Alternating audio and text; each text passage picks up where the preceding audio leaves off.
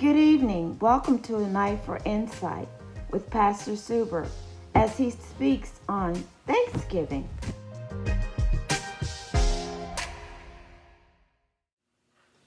Well, welcome to another Night for Insight. I'm Pastor Suber. Thanks for joining us. Tomorrow we celebrate Thanksgiving. With that in mind, I'd like to talk to you about giving thanks. This year's Thanksgiving will be so much more different for many, if not all of us, than the Thanksgiving of our past. The reason being, of course, is because of the pandemic. While we're practicing safe distance, we're glad to be alive, but then there are so many others who are still in a state of mourning because of the loved ones that they've lost. Others simply because they won't be able to sit down and share a dinner face to face with their loved ones because they're practicing safe distancing. And then there are others who are just struggling economically because they've lost their jobs, their resources, and their provisions. Some have even been displaced from their homes. And sometimes it's ironic that now we're at a celebration or a season of celebration where we are encouraged to give thanks. It's not hard for us to believe that there'll be many who are struggling to find the fortitude and the wherewithal to find something to be thankful for. But I want to invite you to a passage of scripture found in 1 Thessalonians, the 5th chapter, beginning at verse 17.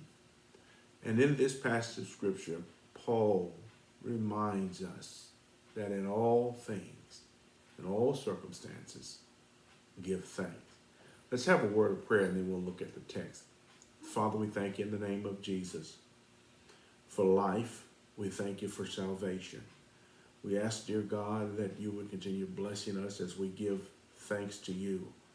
Open up this word that we are about to explore today so that it will have meaning in our lives, that we can apply it, live out its principles, living our lives in victory, while at the same time giving you glory. In Christ Jesus' name, we ask it. Amen. The text here in the King James rendering, it says in verse 17, 5th chapter of 1 Thessalonians, pray without ceasing.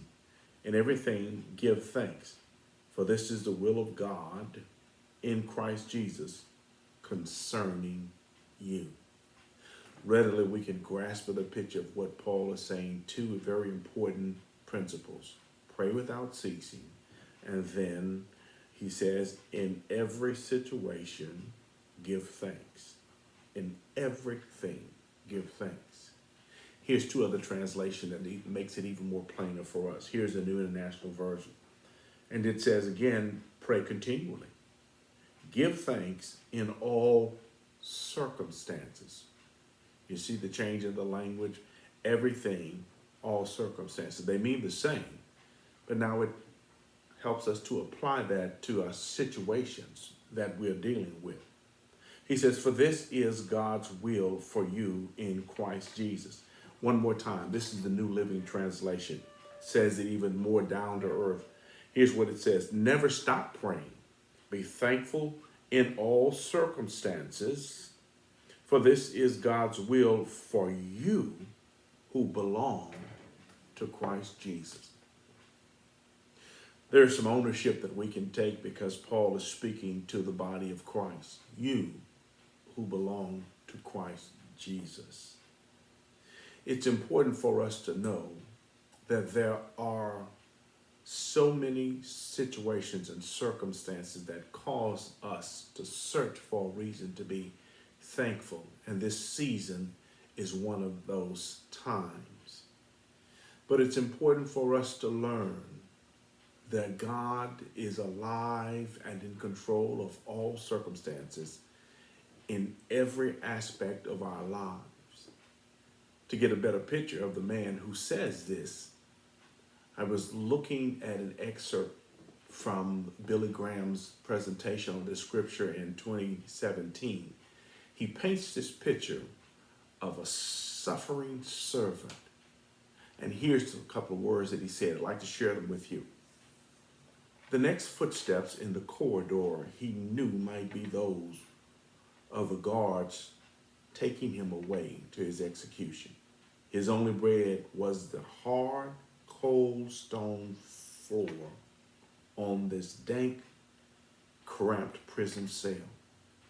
Not an hour passed when he was free from the constant irritations of the chains and the pain of the iron cutting into his wrists and legs. Separated from friends, unjustly accused, brutally treated. If ever a person had a right to complain, it was this man. You see the picture that he paints? Paul in prison. Yet he admonishes the believer to give thanks. And the truth of the matter is, as we read through the prayers of the Apostle Paul, always he was giving thanks. No matter what his circumstance, he was always giving thanks. And I know that perhaps what I'm saying is more than what you can digest. But I would implore you that although we see the ills of life today and all that this pandemic has brought on, but I would implore you, think about what God has done. Think about what God is doing. And think about what God will do. What he has done, think about the past. Even those who are mourning the loss, think about the joyous times that you shared together.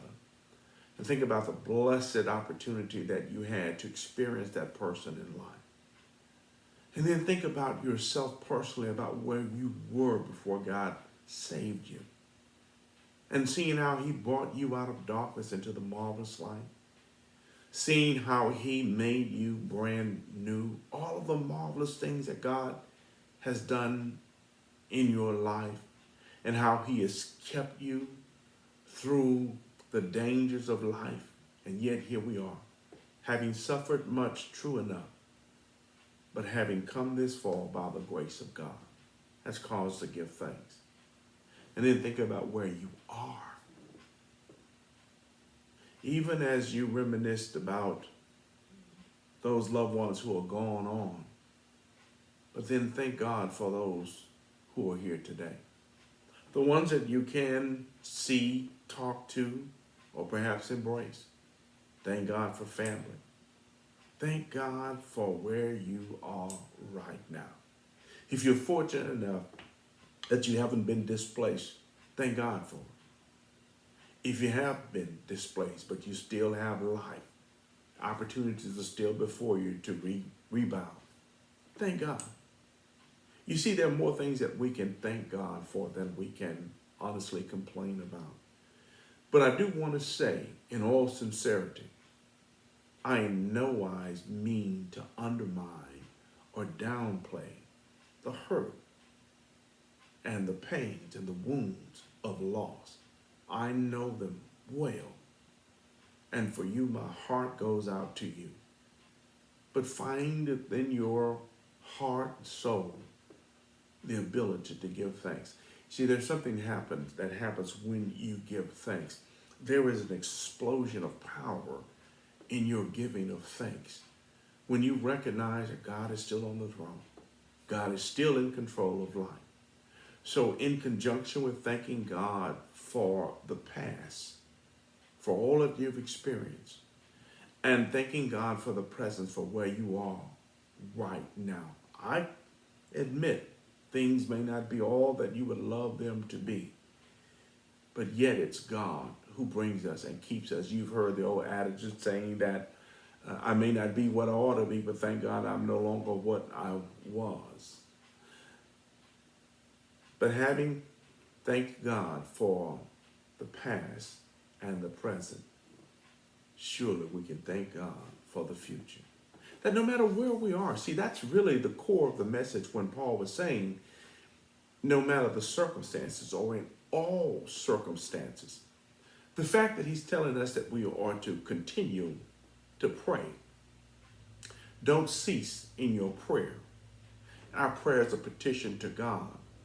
Not only is it asking God's instruction, but oftentimes we come to God in need, as we should. And if we look at the picture, perhaps we paint the picture that when times are rough, that we're reaching out to God, and He's teaching us to continue, be persistent in reaching out to God. Don't stop doing that. But in your reaching out, don't forget to give thanks to God. Even in your situations that seem to be unbearable. Now, lastly, in thanking Him for what He is going to do. Because we live by faith, we are connected to Him through hope. We recognize that no matter what happens, no matter what this situation, this circumstance, this current season brings, we know God is still in control, and we are the Romans 8:28 people, because we know that whatever it is, that God is going to work it together for our good, those who love the Lord and called according to His purpose. Though things may be painful and sometimes unbearable, yet God has promised to bear us up. God has promised to see us through. And on the other side, on the brightness of tomorrow, as we say, weeping endures for a night, but joy comes in the morning. Believe that. So give thanks for what God is going to do, what God has promised that He will do. The Apostle Paul says, when this earthly tabernacle has dissolved, I have a home that's not made by the hands of man, meaning that it's not under the jurisdiction or the regulations of anybody but God, and it is reserved by God for Him, and so it is for us. So give thanks for what God has done. Give thanks for what God is doing right now, and give thanks for where our hope lies, for what God has promised to do. Let me go to God with you and for you in prayer now. Father, we thank You for what You have done. We thank You for how You brought us through many dangers, toils, and snares. As the songwriter says, we have already come, and we thank You, dear God. And though many are in mourning, weeping, many are in a state of depression, yet through thanksgiving, we find the ability to rise up. Our faith is increased, even in difficult moments such as these. We thank You for the life that You've given us. We thank You for the resources that we do have. Thank You for the people in our lives that are with us here today, whether virtually. We thank You for them. And then we thank You for our eternal hope in the Lord. We thank You for what Jesus has done for us, how He saved us, wretched that we were, how He made us brand new, how He provided for us the gift of abundant life. Thank You for Your Spirit, and for all that You are in us, and for the promise of our salvation. Thank You, dear God, that this will not last, but this too will pass. We thank You, dear God, that the sun is going to shine. We thank You because we know that deliverance is on the horizon. And so today we bless Your name. We pray, God, indeed for those who are in mourning. We pray, God, for those who are struggling, scrambling for resources. We pray for those who have been displaced. We pray, dear God, that we become Your hands, Your eyes, and Your feet to do the work that ministers to those who are in need, that they might see You in all that we say and do, not only this season, but just in life in general. And we ask, God, that You would bless us to have Your heart, that it might manifest in our deeds toward others. In Christ Christ Jesus' name, we pray and ask it all. Amen. Well, thank you again now for praying with me. And I hope you set your mind to enjoy this holiday. Be safe. Be mindful of others. Do what you can to help others. But be reminded that in all things, give thanks. I'm Pastor. Our weekly announcements. Do you want to learn more about the Bible? Wednesday night is a night for insight. Join us via Facebook or YouTube at 6 p.m. Much prayer, much power. Join us Fridays for prayer line at noon. And we pray that your life has been changed by our encounter today.